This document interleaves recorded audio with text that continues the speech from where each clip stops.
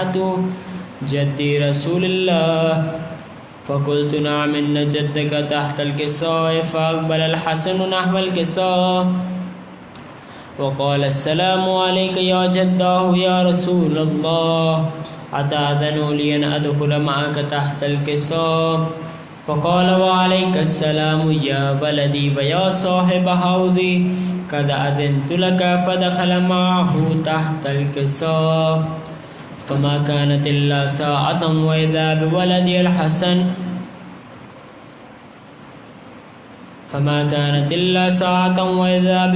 الحسين قد أقبل وقال السلام عليك يا أمه. فقلت وعليك السلام يا ولدي ويا قرة عيني وثمرة فؤادي.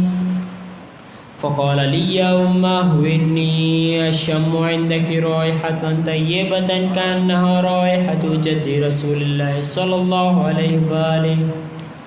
فقلت نعم إن جدك وأخاك تحت الكساء. فدنا الحسين نحو الكساء وقال السلام عليك يا جداه والسلام عليك يا من اختاره الله، أتأذن لي أن أكون معكم تحت الكساء؟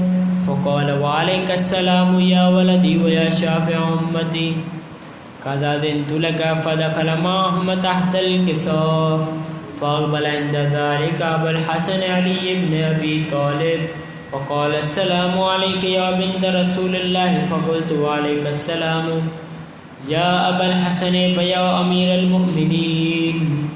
فقال يا فاطمة إني أشم عندك رائحة طيبة كأنها رائحة أخي وابن عمي رسول الله. فقلت نعم ها هو مع ولديك تحت الكساء.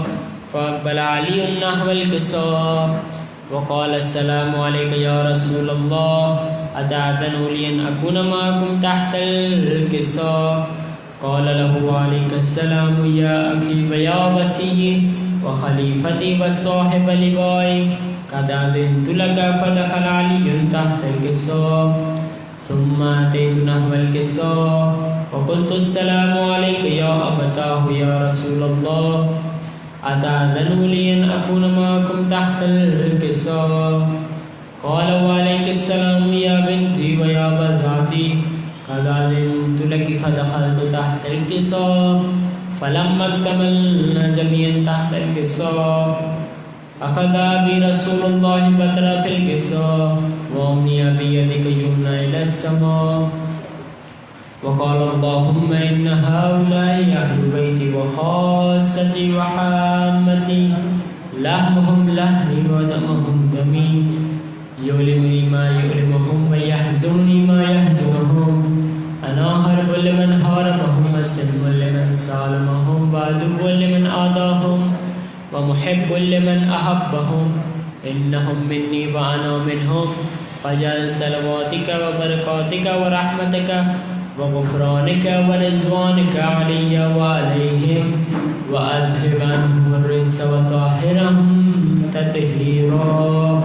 اللهم صل على محمد وآل محمد. فقال الله عز وجل يا ملائكتي ويا سكان السماوات إني ما خلقت السماء مبنية ولا أرضا مدحية ولا قمرا منيرا ولا شمسا مضيئا ولا فلك يدور ولا بحر يجري ولا فلك يسري إلا في محبة هؤلاء الخمسة الذي هم تحت الكساء. فقال الأمين جبرائيل يا رب ومن تحت الكساء؟ فقال عز وجل هم أهل بيت النبوة ومعدن الرسالة، هم فاطمة وأبوها وبعلها وبنوها. اللهم صل على محمد وآل محمد. فقال جبرائيل يا رب أتأذن لي أن أهبط إلى الأرض ليكون معهم سادسا؟ فقال الله نعم قد أذنت لك. فهبط الأمين جبرائيل وقال السلام عليك يا رسول الله. العلي الأعلى يقرئك السلام ويخصك بالتحية والإكرام ويقول لك وعزتي وجلالي إني ما خلقت السماء مبنية ولا أرضا مدحية ولا قمرا منيرا ولا شمسا مسيئا ولا فلكا يدور ولا بحر يجري ولا فلك يسري إلا لأجلكم ومحبتكم وقد عدنا لندخل معكم فهل تأذنوا لي يا رسول الله؟ فقال رسول الله وعليك السلام يا أمين وحي الله إنه نعم قد أذنت لك. فدخل جبرائيل معنا تحت الكساء فقال لي إن الله قد أوحى إليكم يقول إنما يريد الله ليذهب عنكم الرجس أهل البيت ويطهركم تطهيرا. اللهم صل على محمد وآل محمد. فقال علي لأبي يا رسول الله أخبرني ما لجلوسنا هذا تحت الكساء من الفضل عند الله. فقال النبي والذي بعثني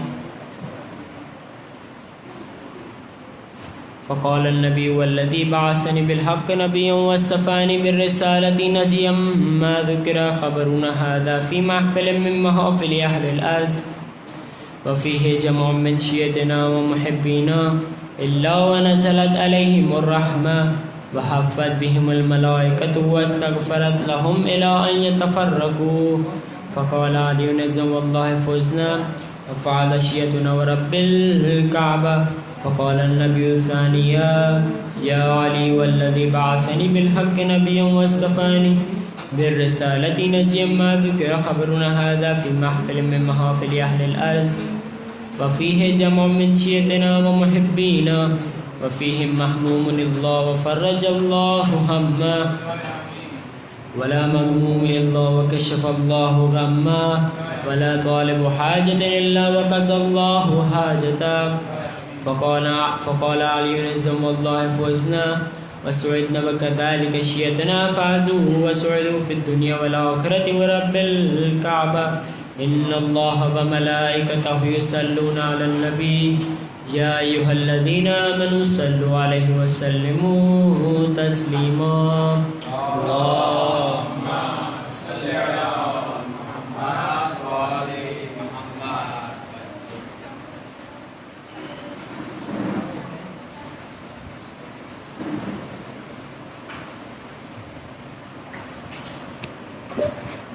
محمد والے محمد صلوات.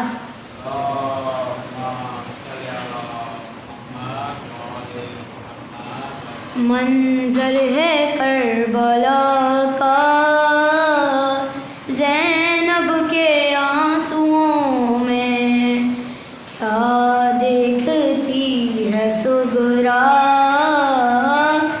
زینب کے آنسوؤں میں برچی کا زخم تازہ تا زندگی رہے گا. برچی کا زخم تازہ تا زندگی رہے گا. اکبر کا ہے کلیجہ زینب کے آنسوؤں میں کیا دیکھتی ہے سغرا. زینب کے آنسوؤں میں سغرا نظر اٹھاؤ قاسم کا حال دیکھو.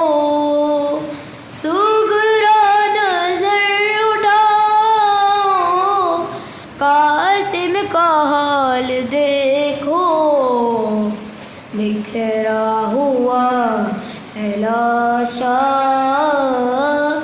زینب کے آنسوؤں میں کیا دیکھتی ہے سغرا.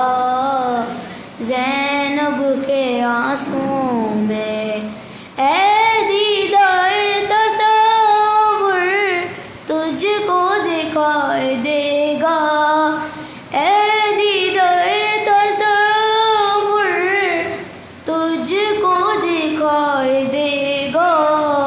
چھوٹا سا ایک جھولا زینب کے آنسوؤں میں کیا دیکھتی ہے سغرا. زینب کے آنسوؤں میں برچی کا زخم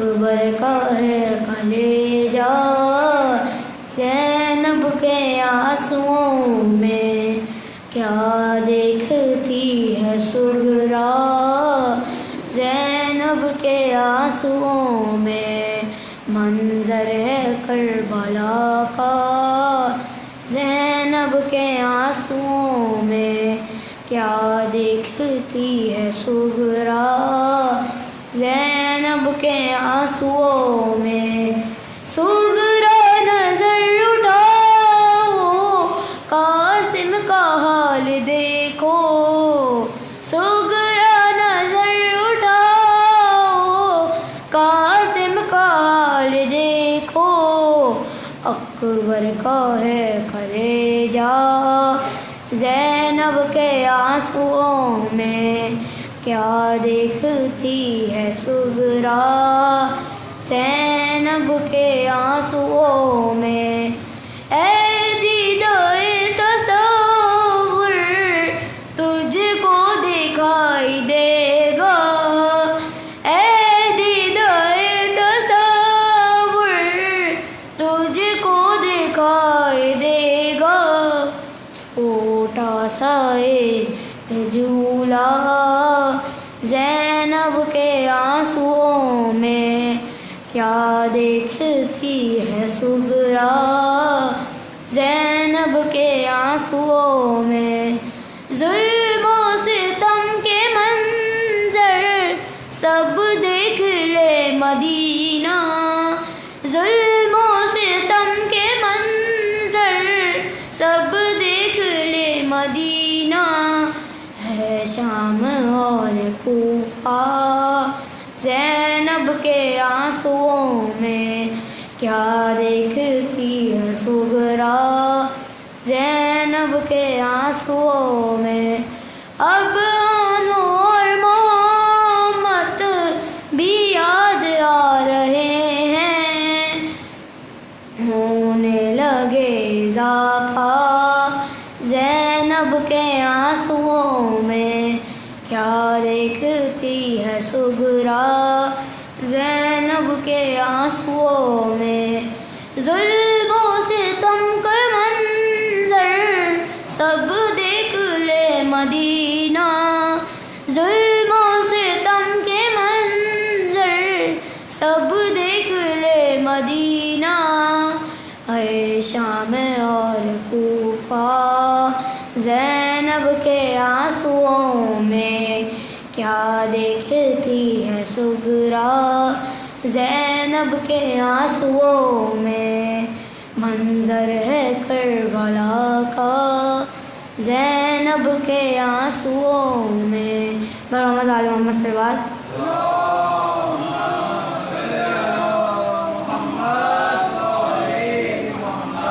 علیہ محمد وآل محمد صلوات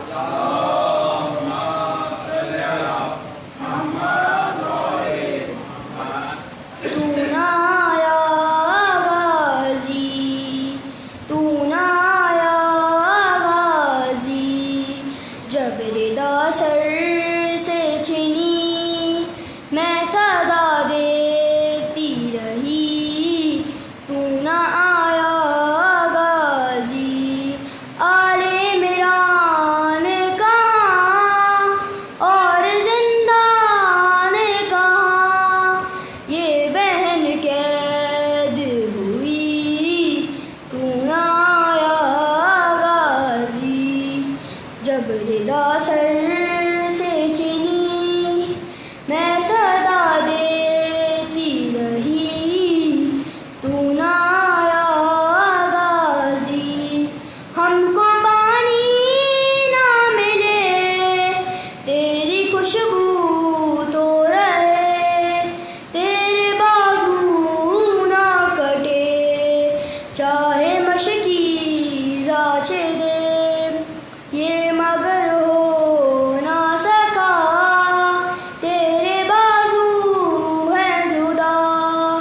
تجھ پہ ہے تشنا لبی تو نہ آیا غازی جب ردا سر سے چھنی میں صدا دیتی رہی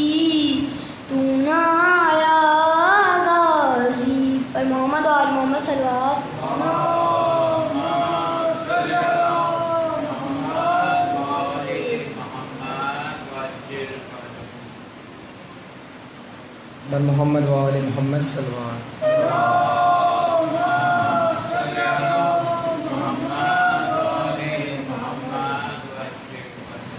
قیامت بن کے دن عاشور کا زینب پہ آیا ہے. قیامت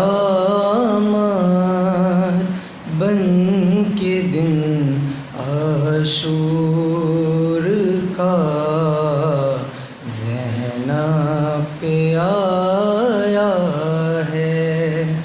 ہزاروں قاتلوں کے درمیان، ہزاروں قاتلوں کے درمیان زہرا کا جایا ہے. قیامت بن کے دن عاشور کا زینب پہ آیا ہے. کیا ویران ایک جھولا، اجاڑا ایک مادر کو بتائے. قاتل اصغر تیرے کیا ہاتھ آیا ہے. قیامت بن کے دن عاشور کا زینب پہ آیا ہے. کہاں ڈھونڈے علی اصغر کو مادر کے اس طرف جائے. اندھیری رات میں بے شیر نے جنگل بسایا ہے. قیامت بن کے دن عاشور کا زینب پہ آیا ہے. صدا زہرا کی آتی تھی، اٹھو غازی سہارا دو میرے بیٹے نہ تنہا لاشے اکبر اٹھایا ہے.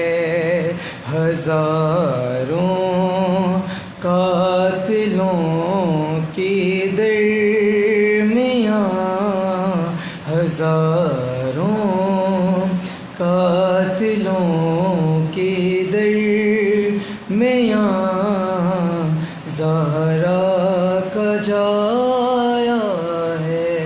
محمد و آل محمد صلوات.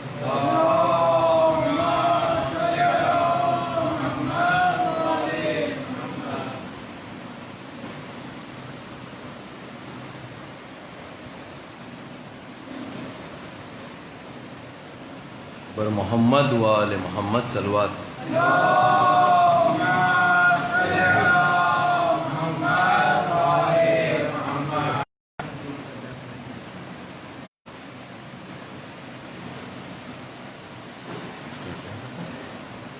کیا رہا خیموں میں شہ کے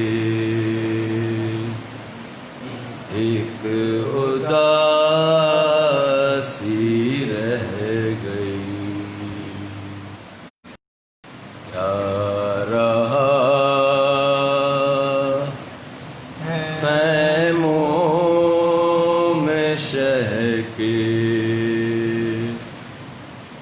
ایک اداسی رہ گئی.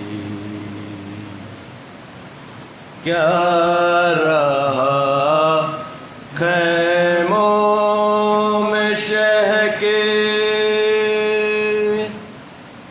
ایک اداسی رہ گئی.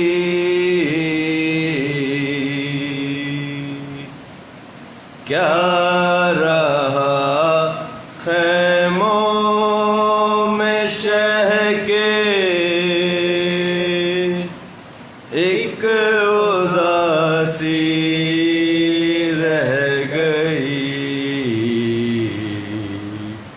صرف رونے کو محمد کی نواسی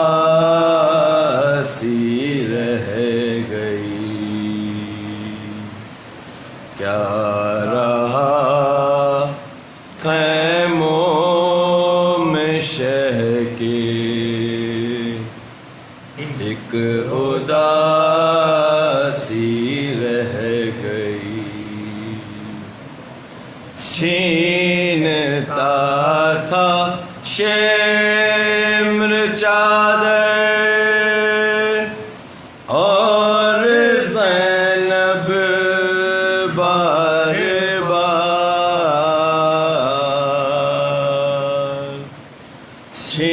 چھینتا تھا شمر چادر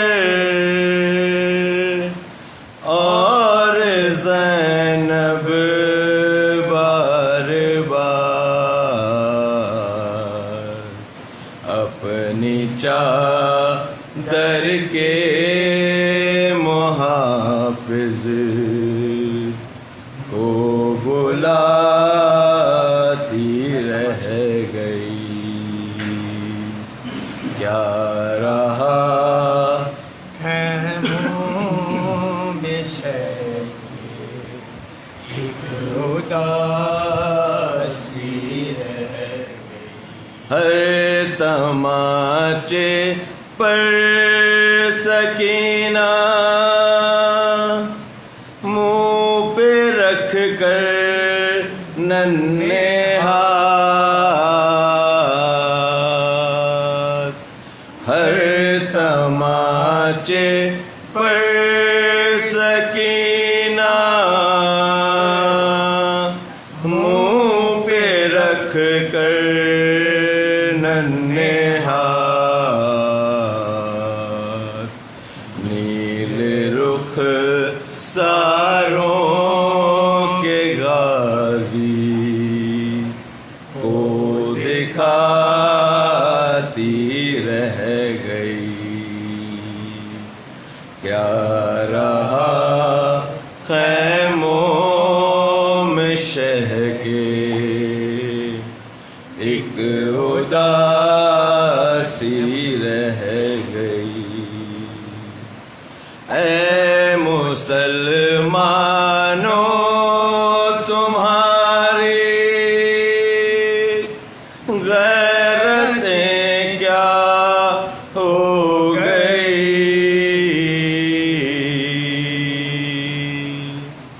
اے مسلمانوں تمہاری غیرتیں کیا ہو گئی. تم تماشائی تھے زینب منہ چھپاتی رہ گئی. کیا رہا خیموں میں شہ کے ایک اداسی رہ گئی. قید میں بالی سکینہ کو ملا بابا کا سر. قید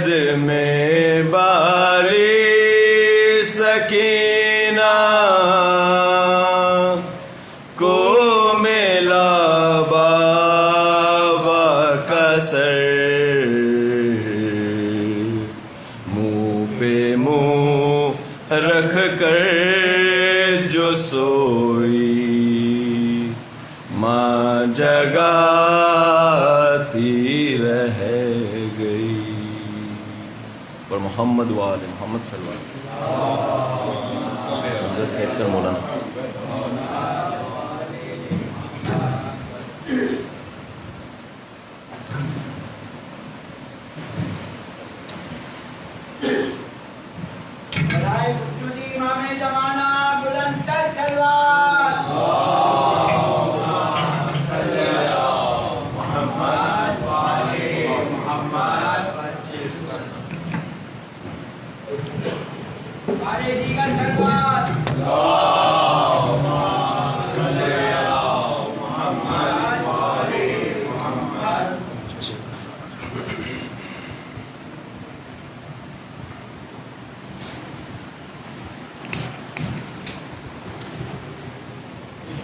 مولا ابو طالب علیہ السلام و اولاد ابو طالب علیہ السلام بلند تر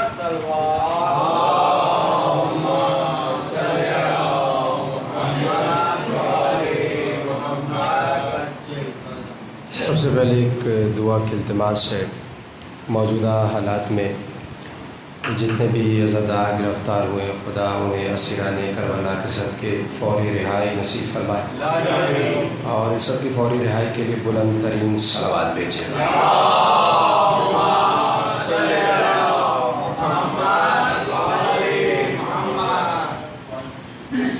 اعوذ باللہ السمیع العلیم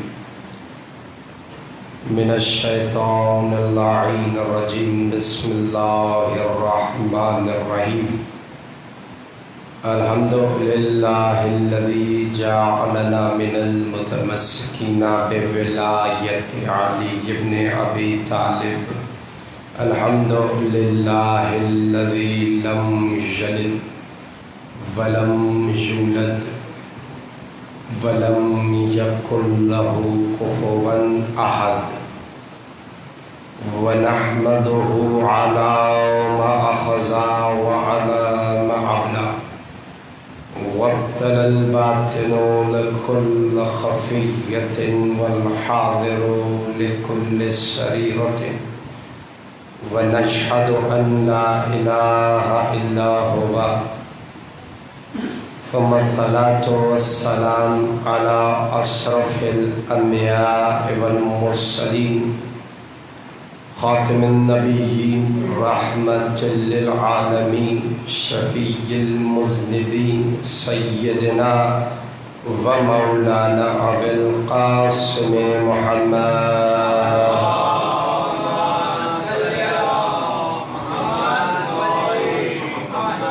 وعلى أهل بيته الطيبين الطاهرين المعصومين المظلومين الذين أذهب الله عنهم الرجس وطهرهم تطهيرا۔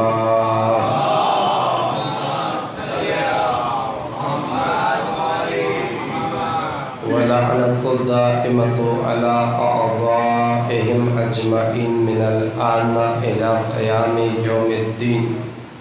أما بعد، فقد قال الله سبحانه وتعالى في محكم كتابه المجيد والفرقانه الحميد وقوله الحق وأصدق القائلين، بسم الله الرحمن الرحيم، إياك نعبد وإياك نستعين، صلوات۔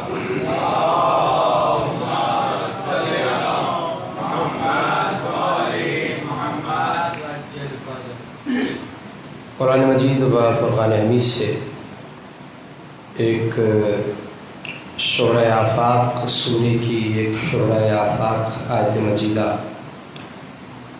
بطور سرنامہ کلام پیش کی گئی۔ آواز پروردگار آ رہی ہے، ایاک نعبد و ایاک نستعین۔ قرآن کہہ رہا ہے ہم تیری ہی عبادت کرتے ہیں اور تجھ ہی سے مدد مانگتے ہیں۔ عزیزان محترم، عقیدہ، بلیو کسی بھی مذہب کی پہچان ہوتا ہے۔ اگر کوئی مذہب پہچانا جاتا ہے تو اس کے عقیدے سے، اس کے بلیف سے، اور یہی عقیدہ کسی بھی مذہب کی پہچان ہوتا ہے۔ اور ہم وسط فخر کہتے ہیں کہ ہم اس مکتب کے ماننے والے ہیں کہ جہاں سارے عقیدے بے مثال ہیں۔ عقیدہ توحید ہمارا بے مثال، عقیدہ عدالت پروردگار ہمارا بے مثال، رسالت کا عقیدہ ہمارا بے مثال، ولایت کا عقیدہ ہمارا بے مثال، قیامت کا عقیدہ، یہ جتنے عقیدے ہیں ہم نے ان سے لیے کہ جنہیں خدا نے اور اس کے رسول نے حجت قرار دیا۔ انہی عقیدوں میں سے ایک عقیدہ ہے عقیدہ توسل، اور یہ وہ عقیدہ ہے کہ جس میں ہم خدا تک جانے کے لیے کچھ ہستیوں کو ذریعہ قرار دیتے ہیں۔ ہم اس تک براہ راست نہیں جا سکتے، چونکہ ہمارا عقیدہ یہ ہے کہ نہ وہ آنکھوں سے دکھائی دیتا، نہ وہ کانوں سے سنائی دیتا، نہ عقلوں میں آتا ہے، نہ ذہنوں میں سماتا ہے۔ تو اب ہم مجبور ہیں کچھ ایسی ہستیوں کی طرف رجوع کرنے کے لیے کہ جو عبد اور معبود کے بیچ کا واسطہ بن جائے، کہ جن کے ذریعے ہم خدا سے اپنے تعلق کو استوار کریں۔ یہی ہمارا عقیدہ توسل ہے۔ اب اگر کوئی قرآن مجید کی اس آیت کو پیش کرے جو کہ یقیناً پیش کی جاتی ہے، اور پھر اس توسل، اس وسیلے کا انکار کیا جاتا ہے اسی آیت کے ذریعے کہ بھئی دیکھو اللہ قرآن میں کہہ رہا ہے ایاک نعبد و ایاک نستعین، صرف اس کی عبادت اور صرف اس سے مدد مانگی جائے گی۔ یہاں وسیلہ کہاں ہے؟ یہ آیت ہے کہ جو طرف مخالف بطور دلیل پیش کرتا ہے، وہ کہتا ہے بھئی دیکھو قرآن کہہ رہا ہے اسی کی عبادت، صرف اسی کی عبادت اور صرف اس سے مدد مانگی جائے گی۔ بھئی یہاں وسیلہ ہے کہاں؟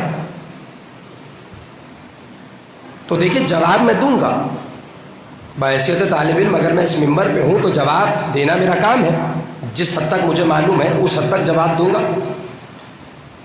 اور قرآن سے جواب دوں گا، احادیث سے جواب دوں گا۔ لیکن اس سے قبل کہ میں جواب دوں، وہ جو اعتراض کرنے والا ہے میں اس سے یہ کہنا چاہتا ہوں کہ بھئی ہمیں نہیں بتاؤ کہ اس کی عبادت کیسے ہوتی ہے، ہمیں نہیں بتاؤ کہ اس سے مدد مانگنے کا طریقہ کیا ہے، ہمیں نہیں بتانا کہ عبادت کا فلسفہ کیا ہے۔ عزیزو، ہم سے بہتر عبادت پروردگار کو کون سمجھ سکتا ہے؟ ہم سے بہتر عبادت کے فلسفے کو کون جان سکتا ہے؟ ہم نے تو امام بھی اسے مانا جس کے چہرے کو دیکھنا اللہ کی عبادت ہے۔ ہم سے بہتر کون عبادت کے فلسفے کو سمجھ سکتا ہے؟ ہم نے تو امام اسے مانا کہ جس کے ہاتھوں کی حرکت ثقلین کی عبادت سے افضل ہے۔ یہ تو حدیث ہے نا، پیغمبر اکرم کی فرمایا ضربۃ علی یوم الخندق افضل من عبادت الثقلین، یوم خندق علی کے ہاتھوں کی ایک ضربت ثقلین کی عبادت سے افضل ہے۔ تو عزیزو ذرا سوچیے تو صحیح، جس کے ہاتھوں کی حرکت ثقلین کی عبادت سے افضل ہو، اس کی نماز کی عبادت کا عالم کیا ہوگا، اس کے روزے کی عبادت کا عالم کیا ہوگا، اس کے زکوٰۃ کی عبادت، اس کے حج کی عبادت کا عالم کیا ہوگا۔ یقیناً میں دلیل دوں گا، قرآن سے دلیل دوں گا، لیکن دنیا ہم سے نہ پوچھے یہ تمہارا طریقہ عبادت کیا ہے۔ بھائی ہم سے بہتر عبادت کو کون سمجھے گا؟ ہم نے تو اسے امام مانا کہ جس کے لیے عرش سے آواز آئی یا علی ابن الحسین انک انت زین العابدین، اے علی ابن حسین تو عبادت گزاروں کی زینت ہے۔ ہم نے اسے امام مانا کہ جس کا لقب ہے سید الساجدین۔ عزیزو ہم سے بہتر کون فلسفہ عبادت کو سمجھ سکتا ہے؟ دلیل دوں گا اور یہ ثابت کیا جائے گا کہ یہ وسیلہ عین دین ہے، بدعت نہیں، عین دین ہے۔ اور بے شک اس آیت پہ گفتگو ہوگی کہ اس کی عبادت کیسے ہوتی ہے، اس سے مدد کیسے مانگی جاتی ہے۔ مگر سب سے پہلے میں یہ چاہتا ہوں کہ خود یہ سمجھ لیا جائے کہ عبادت کیا ہے۔ اب وہ کیسے ہوگی، ایک بات کا مرحلہ۔ پہلے ہم یہ تو سمجھیں کہ عبادت کسے کہتے ہیں۔ یہ بزرگ بیٹھے ہیں میرے سامنے، یہ ان مطالب کو بہت بہتر جانتے ہیں، فقط نوجوانوں کے لیے عرض کر رہا ہوں۔ بھائی عبادت کیا ہے، عبادت کسے کہتے ہیں؟ دیکھیے نماز ہی عبادت نہیں، ایک ایک لفظ ذمہ داری کے ساتھ ادا کرنے کی کوشش کر رہا ہوں۔ نماز ہی مکمل عبادت نہیں بلکہ جزء عبادت ہے، عبادت کا ایک جز ہے۔ زکوٰۃ ہی عبادت نہیں بلکہ عبادت کا جز ہے، جز۔ مثلا دیکھیے میرا یہ ہاتھ ہے، یہ کچھ اجزاء پہ مبنی ہے، 4 انگلیاں، 1 انگوٹھا، یہ ہتھیلی مل کے ہاتھ بنتا ہے۔ اب میں آپ سے پوچھتا ہوں، کیا کوئی کہہ سکتا ہے یہ جو شہادت کی انگلی ہے یہ میرا ہاتھ ہے؟ نہیں کہہ سکتا۔ آپ کہیں گے بھئی یہ ہاتھ نہیں، ہاتھ کا ایک جز ہے جس سے مل کے ایک ہاتھ بنتا ہے۔ اسی طرح میں سمجھا رہا ہوں، نماز ہی عبادت نہیں، عبادت کا جز۔ زکوٰۃ عبادت نہیں، عبادت کا جز۔ حج ہی عبادت نہیں، مکمل عبادت حج نہیں بلکہ جز عبادت۔ یہ جتنی عبادتیں ہیں، میں شکر گزار ہوں، نماز، روزہ، حج، زکوٰۃ، خمس، یہ جتنی عبادتیں ہیں یہ اجزاء ہے عبادت کی۔ دلیل جانتے ہیں کیا ہے؟ اللہ قرآن میں سورہ زاریات کی آیت نمبر 56 میں کہہ رہا ہے وَمَا خَلَقْتُ الْجِنَّ وَالْإِنسَ إِلَّا لِيَعْبُدُونِ۔ ہم نے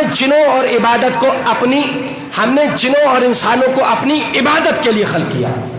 ان کی خلقت کا مقصد ہے ہماری عبادت کرنا، ہماری اطاعت کرنا، ہمیں سجدہ کرنا۔ عزیزو انسان خلق ہوا ہے عبادت کے لیے۔ اب میں دلیل دے رہا ہوں اس بات پہ کہ نماز جز ہے، مکمل عبادت نہیں۔ زکوٰۃ، روزہ، یہ سب اجزاء ہے عبادت کے۔ دیکھیں انسان کو خلق کیا گیا ہے عبادت کے لیے، اس کا مقصد عبادت، اس کا ہدف عبادت۔ اور اب انسان اگر اس دنیا میں آیا ہے تو وہ کیا کرے گا؟ وہ عبادت کرے گا۔ اس کی خلقت کا مقصد ہے، اور اس مقصد کو سمجھیے گا، یہ مقصد، یہ ہدف کتنا اہم ہے۔ دیکھیے اس ہال میں یہ لائٹیں لگی ہوئی ہیں، یہ چند بلب نظر آ رہے ہیں، یہ پنکھے موجود ہیں، انہیں ایسے ہی نہیں لگایا۔ اب میں سمجھا رہا ہوں کہ انسان کی خلقت کا مقصد کتنا اہم ہے۔ یہ جو لائٹیں، یہ جو پنکھے لگے ہوئے ہیں، مثال دے رہا ہوں تاکہ بات آشکار ہو جائے، یہ ایسے ہی بے وجہ نہیں لگ گئے، ان کے لگانے کا ایک مقصد ہے، ایک ہدف ہے۔ مثلا اس پنکھے کا مقصد کیا ہے، ہدف کیا ہے؟ ہوا دینا، ایسے ہی ہے نا۔ یہ جتنے پنکھے لگیں گے اس لیے لگائے گا کہ یہ ہوا دے۔ یہ جتنی ٹیوب لائٹس لگی ہوئی ہیں، یہ بلب لگے ہوئے ہیں، ان کا مقصد ہے روشنی دینا۔ سب پہنچ رہے ہیں یقیناً؟ اچھا میں آپ سے سوال کرتا ہوں، لائٹ کا مقصد روشنی دینا، بلب کا کام روشنی دینا، پنکھے کا ہدف ہوا دینا۔ اب آپ مجھے بتائیے کہ اگر یہ پنکھا ہوا دینا بند کر دے، یعنی یہ اپنے مقصد سے ہٹ جائے، کیا اب لگانے والے کے نزدیک اس کی کوئی حیثیت باقی رہے گی؟ نہیں، بدل دے گا اس کو دوسرے پنکھے سے۔ کوئی بلب خراب ہو جائے، یعنی وہ روشنی دینا بند کر دے، آسان کر دوں، اپنے مقصد سے ہٹ جائے، لگانے والے کو اس کی کوئی ضرورت رہے گی؟ نہیں، وہ اسے بدل دے گا، اس کی جگہ کوئی اور بلب آ جائے گا۔ یعنی اصول یہ مل گیا کہ اگر کسی شے کو کسی مقصد کے لیے بنایا جائے اور وہ اپنے مقصد سے ہٹ جائے تو بنانے والے کے نزدیک اس کی کوئی حیثیت باقی، اصول مل گیا۔ اب اللہ نے قرآن میں کیا کہا؟ ہم نے تمہیں خلق کیا ہے عبادت کے لیے۔ تو عزیزو اب جہاں انسان نے عبادت چھوڑی وہاں وہ مقصد سے ہٹ گیا، اللہ کے نزدیک اس کی کوئی حیثیت باقی نہیں رہی۔ اسی لیے میں نے کہا نماز ہی عبادت نہیں بلکہ عبادت کا جز ہے۔ عزیزو اگر نماز ہی عبادت ہوتی نا تو پھر انسان پہ لازم تھا کہ وہ ہر عالم، ہر ساتھ، ہر وقت حالت نماز میں رہے، کیونکہ جہاں وہ حالت نماز سے فارغ ہوتا وہ اپنے مقصد سے ہٹ جاتا اور اللہ کے نزدیک اس کی کوئی حیثیت باقی نہ رہتی۔ جہاں وہ زکوٰۃ کے فریضے سے فارغ ہوتا وہ اپنے مقصد سے ہٹ جاتا، اس کی کوئی حیثیت عند اللہ عند الخالق باقی نہیں رہتی۔ اگر وہ روزے سے فارغ ہو جاتا تو اس کی حیثیت ختم ہو جاتی، کیونکہ وہ اپنے مقصد سے ہٹ جاتا۔ جہاں وہ حج کے فریضے کو انجام دے دیتا وہاں وہ اپنے مقصد سے ہٹ جاتا اور خالق کے نزدیک اس کی کوئی حیثیت باقی نہ رہتی۔ مگر عزیزو آپ سب نے دیکھا کہ مسلمان عبادت کرتا ہے اپنے وقت پہ، نماز پڑھتا ہے اپنے وقت پہ، روزہ رکھتا ہے اپنے مہینے میں، اور حج پہ جاتا ہے اپنے موسم میں، زکوٰۃ دیتا ہے اپنے موقع پہ، اور وہ دنیا کے کاموں کو بھی انجام دے رہا ہے۔ وہ کما بھی رہا ہے، کھا بھی رہا ہے، اولاد کی پرورش بھی کر رہا ہے، دوستوں رشتہ داروں سے ملاقات بھی کر رہا ہے، یعنی دین بھی اپنی طرف چل رہا ہے، دنیا بھی اپنی طرف چل رہی ہے، پھر بھی مومن کہلا رہا ہے، پھر بھی مسلمان کہلا رہا ہے۔ عزیزو وجہ یہی ہے کہ یہ عبادت ساری کی ساری اجزاء ہیں، اجزاء۔ نماز ایک الگ جز، زکوٰۃ ایک الگ جز، روزہ ایک الگ جز، زکوٰۃ ایک الگ جز۔ تو سوال کوئی کر سکتا ہے کہ بھائی سوال تو اب بھی وہی کا وہی ہے کہ جب یہ اجزاء ہیں تو عبادت کسے کہتے ہیں؟ عزیزو عبادت سمجھا رہا ہوں، صبح سے لے کے شام تک، دنیا میں آنے سے دنیا سے جانے تک اس کی رضا میں زندگی گزارنے کا نام عبادت ہے۔ اس کی مرضی کے مطابق زندگی گزارنے کا نام عبادت ہے، اس کی اتباع، اس کی پیروی میں زندگی گزارنا عبادت ہے۔ عزیزو اگر اس کی رضا، اس کی مرضی شامل حال ہونا تو اب اگر کوئی مسلمان نماز سے فارغ ہو کے روزی بھی کما رہا ہونا تو اس کا روزی کمانا عبادت ہو جاتا ہے۔ مزدور کا مزدوری کرنا عبادت، اگر اس کی مرضی ہے، اگر اس کی منشا، اس کی مرضی شامل حال ہے تو کسان کا کھیتی باڑی کرنا عبادت، مزدور کا مزدوری کرنا عبادت، ڈاکٹر کا ڈاکٹری،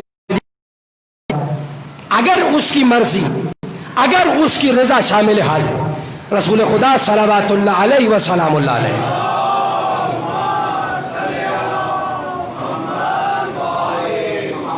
روایت بیان کرتی ہے، نبی ایک مقام سے گزر رہے تھے، نبی نے دیکھا کہ ایک شخص ہے کہ جو اپنے گھر میں روشن دان بنا رہا ہے۔ میں نے جملہ کہہ دیا، اگر اس کی رضا شامل حال ہو، اس کی مرضی کو دیکھا جائے تو ہر عمل عبادت ہے،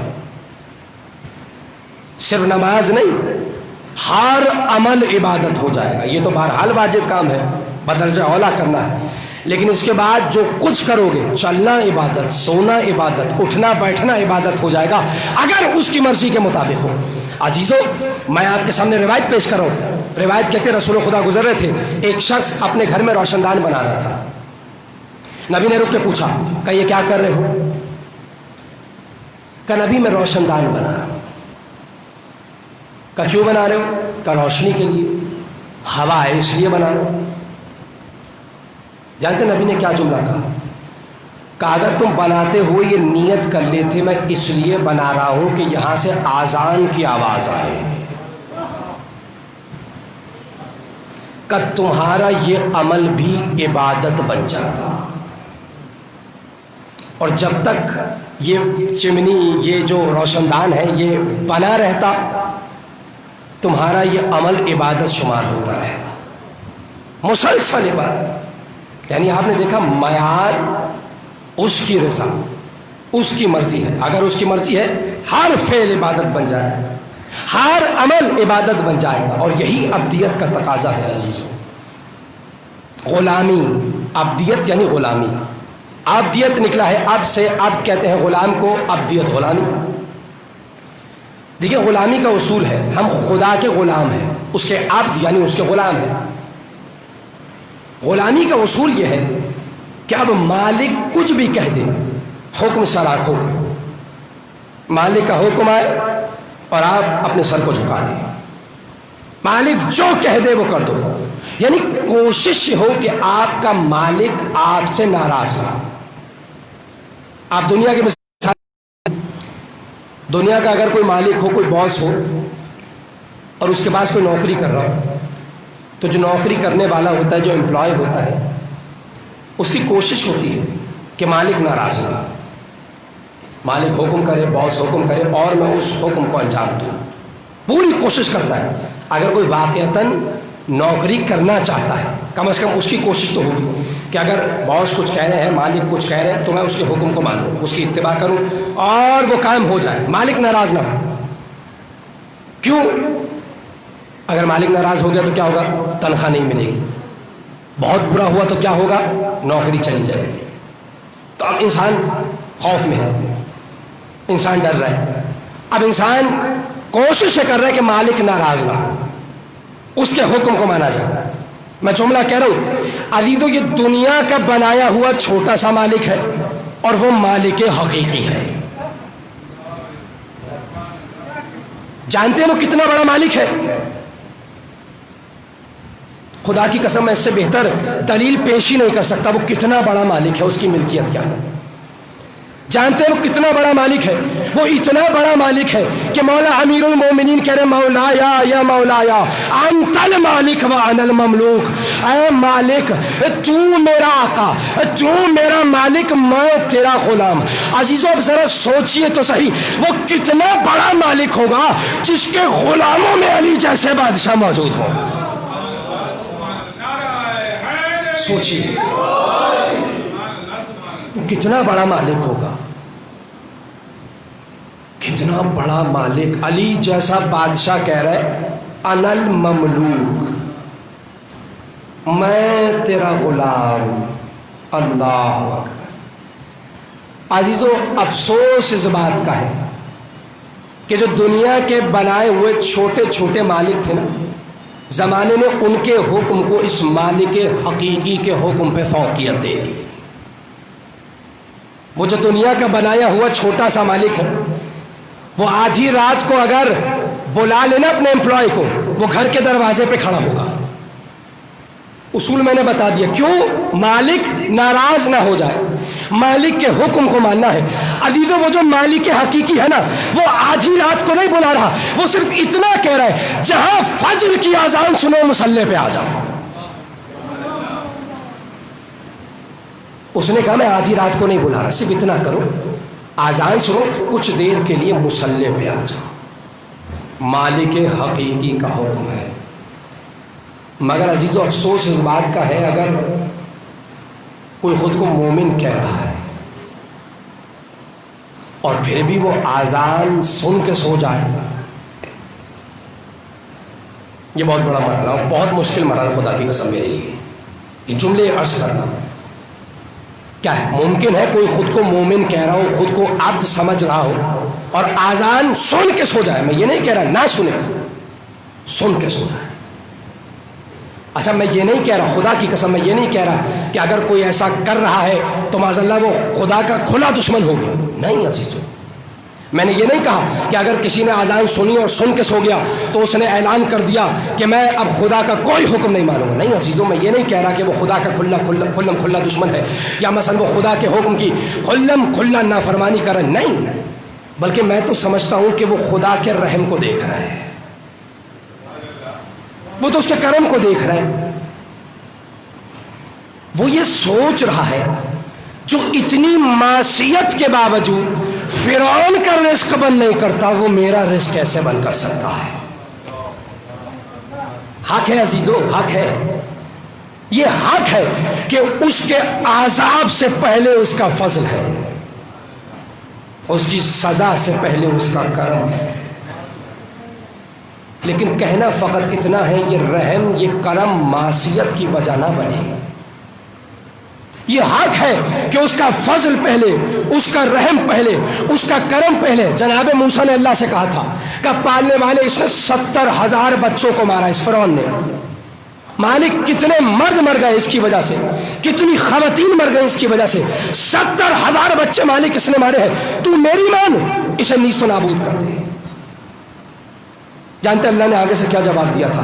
अल्लाह ने कहा था, ए मूसा ये अपनी अब्दियत से पीछे हट सकता है, मैं अपने करम से पीछे नहीं हट सकता। मैं तो मोहलत दूंगा, मैं तो मौका दूंगा। आखिरी वक्त तक अल्लाह ने मोहलत दी, अल्लाह ने मौका दिया। शदीद जुल्म के बावजूद अल्लाह कह रहे मूसा जाओ एक मर्तबा फिर से अपनी रिसालत की तबलीग कर दो। कितनी मोहलत दे रहा है अल्लाह। आप जानते हैं अल्लाह आखिरी वक्त तक नहीं छोड़ता जब तक हुज्जत तमाम ना हो जाए, आखिरी वक्त तक। मैं सामने की मिसाल दे दूं, कोई कहे मालिक मैं खड़े होकर नमाज नहीं पढ़ सकता, छोड़ दिया अल्लाह ने। मैं तो आपसे पूछ रहा हूं, छोड़ दिया अल्लाह ने, आप मना कर। उसने कहा खड़े होके नहीं पढ़ सकते, बैठ के पढ़ लो। मोहलत दे रहे हैं, मौका दे रहे हैं। मालिक बैठ के भी नहीं हो रही, लेट के पढ़ लो। मालिक में लेट के भी नहीं पढ़ सकता, कोई बात नहीं, इशारों में पढ़ लो। मालिक इशारे भी नहीं हो रहे, आवाज आई तुम नमाज सोचते जाओ, मैं नमाज लिखता जाऊंगा। मोहलत, मौका। मैं जुमला कहूं खुदा की कसम, अजीजों इसका रहम, इस मालिक का करम, इसका फजल मासियत की वजह ना बने। कमाल तो उस वक्त है ना कि यही रहम, यही करम उसकी इताअत की वजह बन जाए। दुनिया ये सोचे जो इतना करीम रब है वो हक रखता है उसे सजदा किया जाए, वो इस्तेहकाक रखता है, वो अहलियत रखता है उसकी इबादत की जाए। अरे मौला ने यही जुमला तो कहा था, हजारों उलमा की जबान से आपने जुमला सुना, मा अबत्तो कतम अन लिल जन्ना वला खौफन लिन्नार। पालने वाले मैं तुझे जन्नत की लालच में सजदा नहीं कर रहा, मैं तुझे जहन्नुम के खौफ में सजदा नहीं कर रहा, बल वजदतो का अहलन लिल इबादा फसजदतो। अली कह रहे हैं पालने वाले मैंने तुझे इबादत का अहल पाया है इसलिए सजदा कर रहा। अली देख रहे हैं जो इतना करीम है, अल्लाह अकबर, जो इतना रहमान है, जो इतना रहीम है, अजीजों वो हक रखता है। तो मैं जुमला कहूं गलत ना होगा, इताअत के मुजस्मे को अली इब्ने अबी तालिब कहते हैं। आप देखिए अली की सीरत, उसका हुक्म और बस उसका हुक्म, वो जहां चाहेगा अली रुक जाएगा, वो जहां चाहेगा, मालिक जहां चाहेगा। मैंने कहा ना भाई गुलामी का उसूल यह है कि मालिक का हुक्म पेशे निगाह रहे, उसे नाराज नहीं करना। आप देखिए जहां मालिक का हुक्म अली चल रहे हैं, जहां मालिक का हुक्म अली रुक रहे हैं, जहां मालिक का हुक्म अली की तलवार चल रही है, और जहां मालिक का हुक्म है अली 25 साल बर्दाश्त कर रहे हैं मालिक का हुक्म। और जहां मालिक का हुक्म, जुमला कह रहा हूं, इताअत का मुजस्मा है अली। जहां मालिक का हुक्म आ जाए अली बिस्तर पे सो जाते हैं। तारीख गवाह है, नबी ने कहा है अली तुम मेरे बिस्तर पे सो जाओ, तुम्हारे सोने से मेरी जान बच जाएगी। किसी तारीख में नहीं मिलता, अली ने आगे से एक सवाल किया, उस मालिक की मर्जी से कह रहा है ना अल्लाह का रसूल, अली तुम सो जाओ। ये नबी कौन है जो कुछ नहीं कहता, इन होवा इल्ला वहयुन युहा, वही कहेगा जो मालिक का हुक्म होगा। उसने कहा अली तुम सो जाओ मेरे बिस्तर पे, तुम्हारे सोने से मेरी जान बच जाएगी। किसी तारीख ने नहीं लिखा, अली ने आगे सवाल किया, या नबी अल्लाह या नबी अल्लाह मेरी जान का क्या होगा, या अली आप कहाँ जा रहे हैं, किसके साथ जा रहे हैं। रिवायत कहती है जहां नबी का हुक्म आया वहां अली बिस्तर पे सोने के लिए तैयार हो गए। यह है इत्तबा की आला तरीन मंजिल। और तारीख गवाह है अली सोए, और वाक़यतन अली के सोने से नबी की जान बच गई। तारीख बताती है अली के सोने से नबी की जान बच गई। मैं बढ़ के जुमला कहूं, दुनिया क्या मुकाबला करेगी उस अली का جو صرف جاگتے ہوئے نبی کا محافظ نہیں، سو کے بھی نبی کی جان کو بچا لیتا ہے۔ سو کے مل کے سو کے نبی کی جان کو بچا لیتا ہے۔ آج دنیا ہم سے کہتی ہے نا کہ بھائی کیوں کہتے ہو یا علی، کیوں بلاتے ہو اپنے مولا کو مدد کے لیے؟ معاذ اللہ تمہارا مولا تو نجف میں سو رہا ہے، تو میں آگے سے جواب دوں گا۔ وہ کہہ رہے کیسے آئے گا تمہاری مدد کے لیے، وہ نجف میں سو رہا ہے؟ میں کہوں گا جیسے سو کے نبی کو بچایا تھا ویسے سو کے ہماری مدد کریں گے۔ ایک صلوات بھیجیے بآواز بلند۔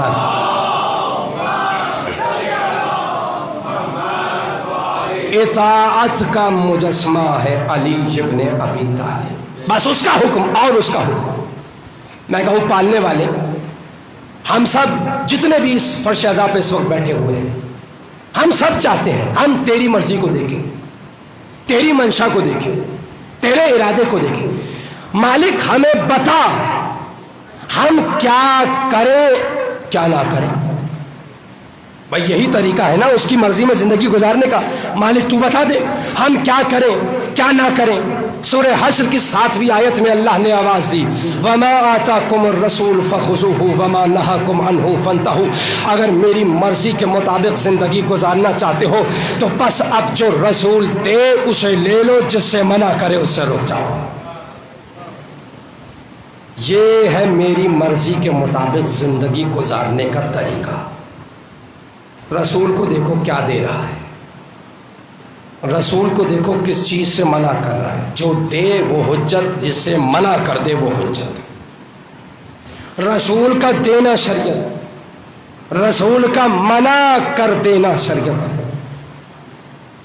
عزیزو جانتے شریعت کسے کہتے ہیں؟ شریعت یا محمد کا قول ہے یا محمد کا عمل ہے۔ ہمارے پاس آج جو کچھ ہے دین اسلام میں کس نے دیا؟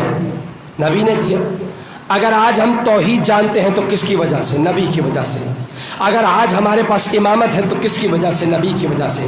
عقائد ہے نبی کی وجہ سے، اخلاق ہے نبی کی وجہ سے، شریعت ہے نبی کی وجہ سے، قرآن ہے نبی کی وجہ سے، کلمہ ہے نبی کی وجہ سے۔ یعنی الف سے لے کے یہ تک دین میں جو کچھ ہمارے پاس ہے وہ نبی کی وجہ سے۔ شریعت دین یا نبی کے قول کا نام ہے یا نبی کے عمل کا نام ہے۔ اگر آج ہم عبادت کر رہے ہیں نا، نماز پڑھ رہے ہیں، وہ بھی نبی کی وجہ سے۔ میں نے سرنامہ کلام میں آیت پڑھی، ایاک نعبد و ایاک نستعین، ہم تیری عبادت کرتے ہیں اور تجھی سے مدد مانگتے ہیں۔ میں نے کہا تھا میں دلیل دوں گا کہ یہاں بھی وسیلہ موجود ہے، اب دلیل آ رہی ہے۔ نماز کا سلیقہ کس نے بتایا؟ میرے بھائی بولے رسول نے بتایا۔ مجھے آپ بتائیے اگر نبی نہ بتاتے کیا کوئی نماز پڑھ سکتا تھا؟ قرآن میں حکم نماز ہے، طریقہ نماز کا ہی نہیں ہے۔ طریقہ کس نے بتایا؟ نبی نے بتایا، سلیقہ نبی نے بتایا۔ یعنی جملہ کہوں، اگر نماز کی عبادت ممکن ہوئی تو نبی کے وسیلے سے۔ یہ جو زکوٰۃ کا نصاب کس نے بتایا؟ خود بنا لیا ہم نے؟ نبی نے بتایا۔ یعنی اگر زکوٰۃ کی عبادت ممکن ہوئی تو نبی کے وسیلے سے۔ آج مسلمان حج کر رہے ہیں، ارکان حج کس نے بتائے؟ نبی نے بتایا۔ یعنی حج کی عبادت ممکن ہوئی نبی کے وسیلے سے۔ عزیزو نماز، روزہ، حج، زکوٰۃ، یہ جتنی عبادتیں ہیں یہ ممکن ہوئی ہیں محمد مصطفیٰ کے وسیلے سے۔ عزیزو یہ حق ہے ایاک نعبد و ایاک نستعین، اسی کی عبادت ہوگی اور اسی سے مدد مانگی جائے گی۔ مگر یہ بھی تو حق ہے یہ ساری عبادتیں ممکن ہوئی ہیں مصطفیٰ کے وسیلے سے۔ تو میں جملہ کہوں، جس کے وسیلے کے بغیر اللہ کی عبادت ممکن نہیں ہوتی، اس کے وسیلے کے بغیر اللہ سے مدد کیسے مانگی جا سکتی ہے؟ آپ دیکھیے یہ جو کچھ ہے نبی کے وسیلے سے ملا، عقائد سے لے کے اخلاق تک، شریعت سے لے کے تہذیب اسلام تک، نبی۔ اسلام کے الف سے لے کے اللہ کے الف تک جو کچھ ہے وہ نبی کی وجہ سے۔ نبی کا وسیلہ اور عزیزو یہ انسان کب تک اس وسیلے سے بھاگے گا؟ وسیلہ تو ماں کی گود سے قبر کی آغوش تک موجود ہے. کہاں تک بھاگے گا یہ مسلمان؟ کہاں تک